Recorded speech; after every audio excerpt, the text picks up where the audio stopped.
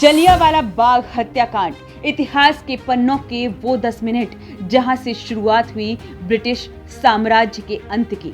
उस दिन वैसाखी थी, मेला लगा था, लोग चहक रहे थे, खुश थे। तभी ब्रिटिश आर्मी का ब्रिगेडियर जनरल रेजिनाल्ड डायर 90 सैनिकों को लेकर जलियांवाला बाग पहुंचा और बिना किसी चेतावनी के निहत्थे हिंदुस्तानियों पर गोलियां बरसाना शुरू कर दिया। जानिए 13 अप्रैल 1919 के दिन हुए इस नरसंहार की 10 बातें। 13 अप्रैल 1919 इतिहास के पन्नों की वो तारीख जब ब्रिटिश आर्मी ने हिंदुस्तानियों पर गोलियां बरसाईं। सैनिकों के हाथ तब रुके जब उनकी गोलियां खत्म हो गईं। 1650 राउंड फायरिंग की गई। उस दिन हिंदुस्तानियों के खून और लाशों से जलियांवाला बाग पट गया। अमृतसर के स्वर्ण मंदिर से ठीक 1.5 किलोमीटर दूर जलियांवाला बाग में इस दिन रोलेट एक्ट का विरोध करने के लिए एक सभा हो रही थी। उस दिन वैसाखी भी थी, मेला भी लगता था जिसमें शामिल होने के लिए हजारों लोग पहुंचे थे।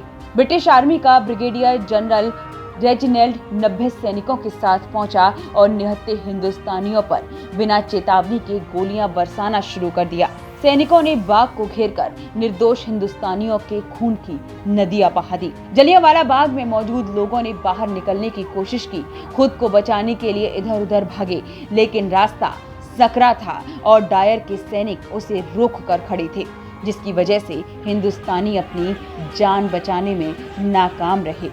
जनरल डायर के आदेश पर ब्रिटिश आर्मी ने बिना रुके लगभग 10 मिनट तक गोलियां बरसाईं। इस नरसंहार में 1000 से ज्यादा लोगों की मौत हुई और 1500 से ज्यादा लोग घायल हुए। वास्तव में इस हत्याकांड के बाद ब्रिटिश हुकूमत के अंत की शुरुआत हुई।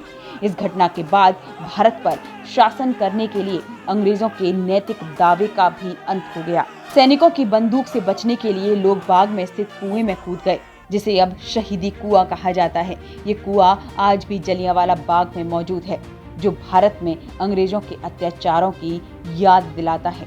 जनरल डायर रोलेट एक्ट का बहुत बड़ा समर्थक था और इसे इसका विरोध कतई मंजूर नहीं था। उसकी मंशा थी इस हत्याकांड के बाद भारतीय डर जाएंगे, लेकिन इसके ठीक उलट ब्रिटिश सरकार के खिलाफ पूरा देश आंदोलित हो उठा। पूरी दुनिया में इसकी कड़ी आलोचना हुई। जलियांवाला बाग एक ऐसा नरसंहार था जिसने हिंदुस्तानियों को एकजुट किया।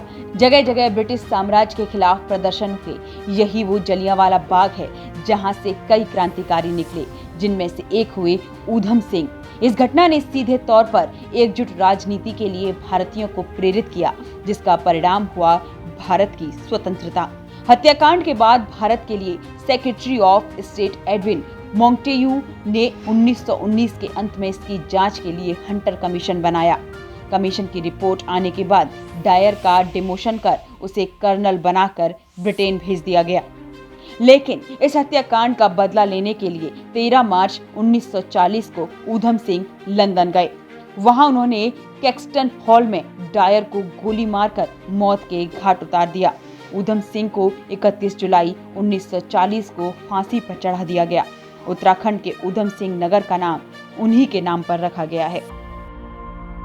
कैसा लगा ये वीडियो हमें कमेंट सेक्शन में ज़रूर बताएं और अगर ये वीडियो पसंद आया हो तो इसे लाइक और शेयर भी करें और हमारे channel Asia net news Hindi को सब्सक्राइब करना ना भूलें और इसके नोटिफिकेशन पाने के लिए बेल आइकन को ज़रूर दबाएं।